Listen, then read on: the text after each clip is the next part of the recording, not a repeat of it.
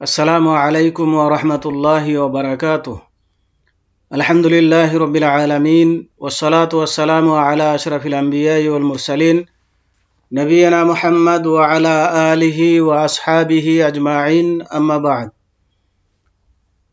সম্মানিত ছাত্র ভাইরা, আমি এখন ক্লাস 2 এর ফিকহের ক্লাস আরম্ভ করছি। আজকের ক্লাসের শুরু হচ্ছে নফল নামাজ থেকে।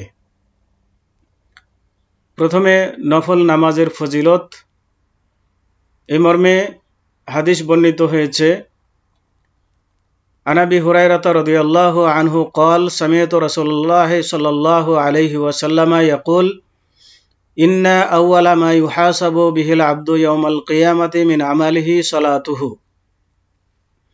فإن صلحت فقد أفلح وأنجح وإن فسدت فقد خاب وخسر فإن انتقص من فريضته شيء قال الرب عز وجل انظروا هل لعبدي من تطوع فيكمل بها ما انتقص من الفريضة ثم يكون سائر عمله على ذلك। তিরমিজি শরীফের হাদিস।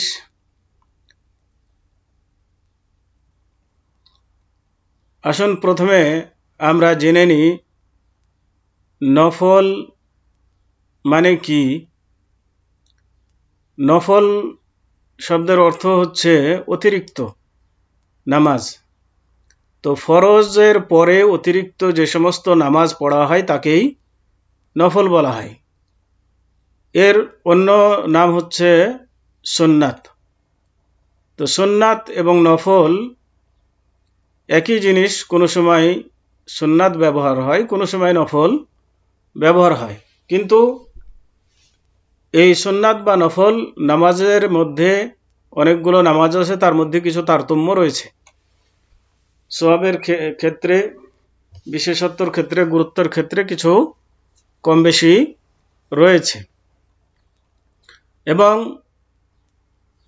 জায়গা এবং স্থান ও কাল বা পাত্র ভেদে বিভিন্ন নামে আখ্যায়িত করা হয়েছে। যাই হোক, সবগুলোকেই আপনি নফল বলতে পারেন বা সুন্নাত বলতে পারেন। তো সুন্নাত বা নফল যেটাই হোক, এ নামাজ অত্যন্ত গুরুত্বপূর্ণ নামাজ। কারণ এগুলো বাধ্যতামূলক নয়। পড়লে সওয়াব আছে, না পড়লে গুনাহ নাই, পাপ নাই।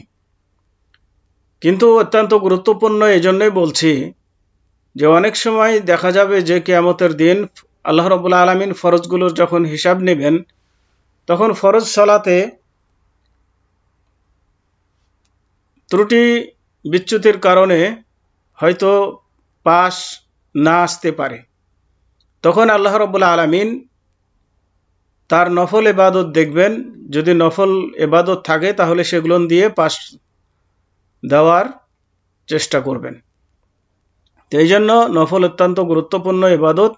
অতএব এগুলোকে অবহেলা করে যেন আমরা ছেড়ে না দিই। এই অজুহাতে যে না পড়লে তো গুনাহ নেই, এ মনে করে যেন ছেড়ে না দিই। তো এই মর্মে আমি একটি হাদিস আপনাদের সামনে পাঠ করেছি। এই হাদিসটা আবু হুরায়রা রাদিয়াল্লাহু তাআলা আনহু থেকে বর্ণিত। তিনি বলেন যে আল্লাহ রাসূল সাল্লাল্লাহু আলাইহি ওয়াসাল্লাম বলেছেন, নিশ্চয়ই কিয়ামতের দিন বান্দার কাজসমূহের মধ্যে সর্বপ্রথমে নামাজের হিসাব নেওয়া হবে। মানুষ যত আমল করেছে সব আমলের মধ্যে সবচেয়ে গুরুত্বপূর্ণ আমল যেহেতু সালাত বা নামাজ, এজন্য আগে আল্লাহ রাব্বুল আলামিন নামাজের আমলের হিসাব নেবেন। যদি নামাজ অকেজো হয়ে থাকে তবে সে ব্যর্থ ও বিপর্যস্ত হবে। আর যদি ফরজ নামাজের মধ্যে কিছুটা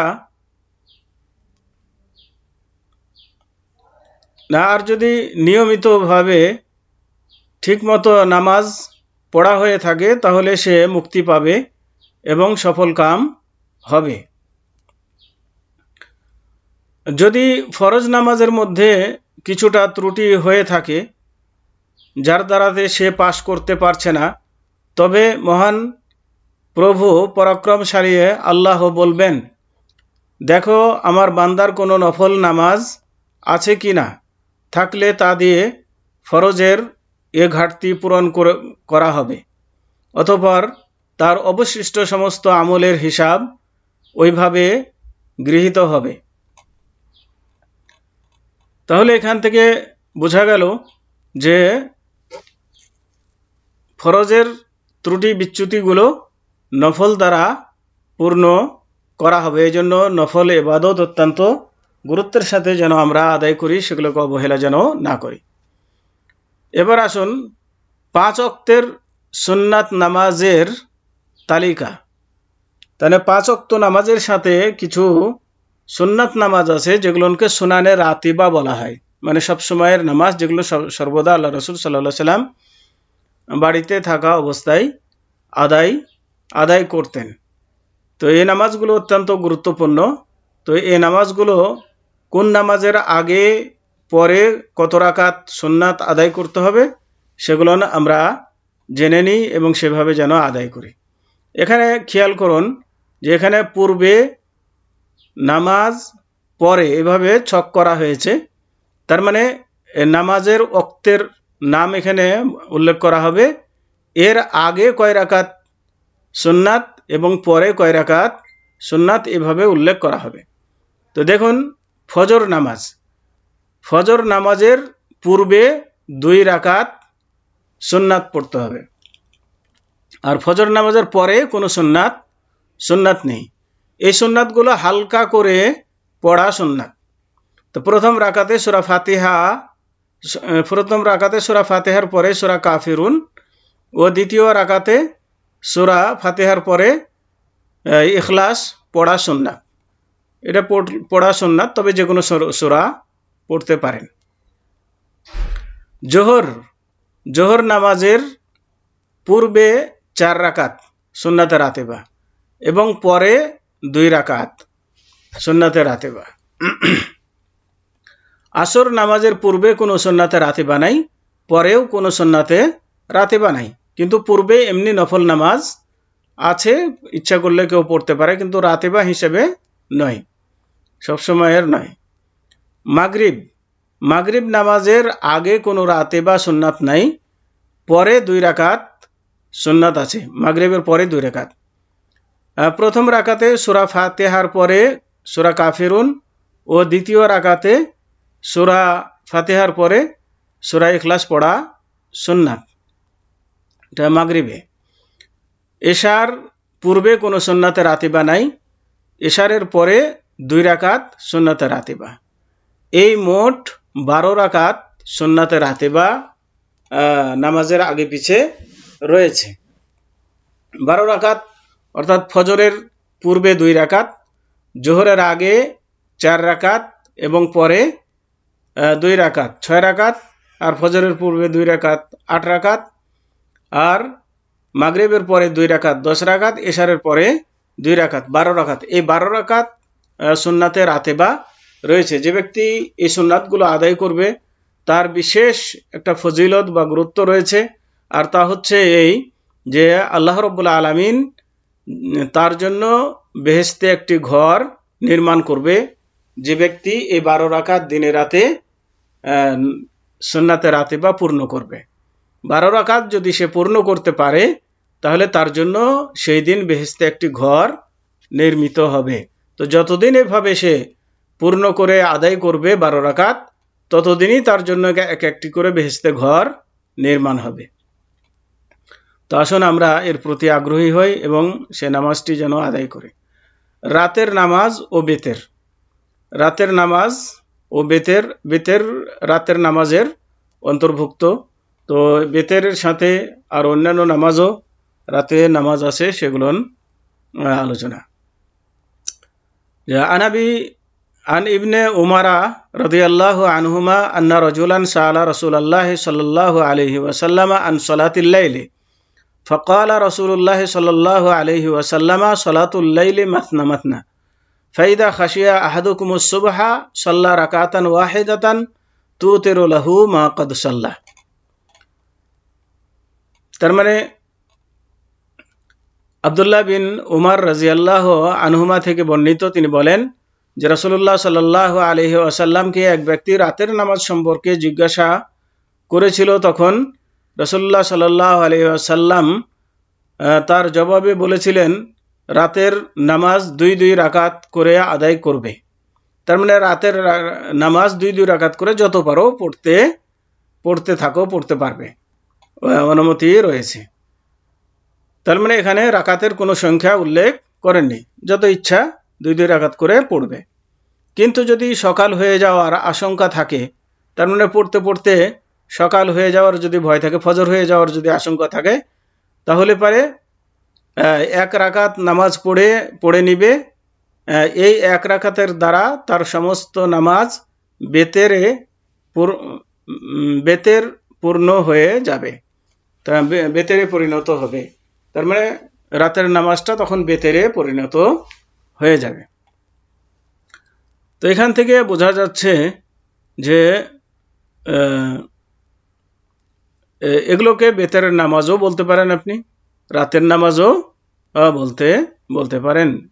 যখন বেজোড় হবে তখন বেজোড় হিসাবে বেতের, আর রাত্রে আদায় করছেন হিসাবে রাতের নামাজ, উভয় নাম উল্লেখ করা যেতে পারে এই নামাজের ক্ষেত্রে। হাদিসটি সহিহ মুসলিম শরীফের হাদিস নম্বর 145/749 এবং বুখারী শরীফের হাদিস নম্বর 472। তবে হাদিসের শব্দগুলো সহিহ মুসলিম থেকে নেওয়া হয়েছে। 2 সময় মানে বেতের নামাজের সময়, এশার নামাজের পর থেকে ফজর উদয় হওয়া পর্যন্ত, এটা হচ্ছে সময়। দেরি করে রাতের শেষ তৃতীয়াংশে পড়া মুস্তাহাব, তবে দেরি করে পড়া ভালো। আপনি ইচ্ছা করলে এশার পরপরও পড়ে নিতে পারেন, আবার ইচ্ছা করলে রেখে দিয়ে শেষ রাত্রে তৃতীয়াংশে পড়তে পারেন, তাহলে এটা উত্তম প্রথম রাতে পড়ার চেয়ে।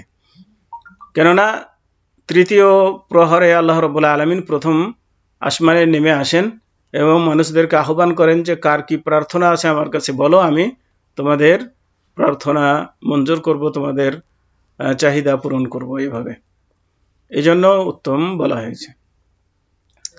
3 কিয়াম, রুকু, সেজদা দীর্ঘ করা মুস্তাহাব, মানে দীর্ঘ দাঁড়িয়ে, দীর্ঘ রুকু করে, দীর্ঘ সেজদা করে এই নামাজটি আদায় করা ভালো। 4 আল্লাহর রাসূল সাল্লাল্লাহু আলাইহি ওয়াসাল্লাম 11 রাকাত পড়তেন, মানে বেতের 11 রাকাত পড়তেন, কখনো 13 রাকাত পড়তেন। তার মানে যদি আপনি পুরাটাকে বেতর ধরেন তাহাজ্জুদ সহ, তাহলে পরে কোনো সময় 11 রাকাত পড়েছেন, কোনো সময় 13 রাকাত পড়েছেন। তার মানে 8 রাকাত তাহাজ্জুদ, 3 রাকাত বেতের দিয়ে পুরাটাকেই বেতর বলতে পারেন, যেহেতু বেতরের নামাজ সালাতুল, বা পুরাটাকে রাত্রের নামাজ বলতে পারেন, বা তাহাজ্জুদের নামাজ বলতে পারেন, যাই হোক। 5 শেষ 3 রাকাতে সূরা আলা, সূরা কাফিরুন এবং সূরা ইখলাস পড়া সুন্নাত। তার মানে এই বেতেরের শেষ 3 রাকাতে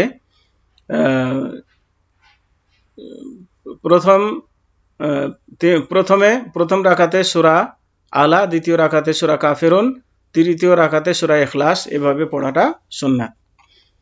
এবার আসুন পূর্বাহ্নের বা চাস্তের নামাজ, অর্থাৎ দিনের প্রথম প্রহরের নামাজ। এই নামাজকে বলা হয় চাস্তের নামাজ, বা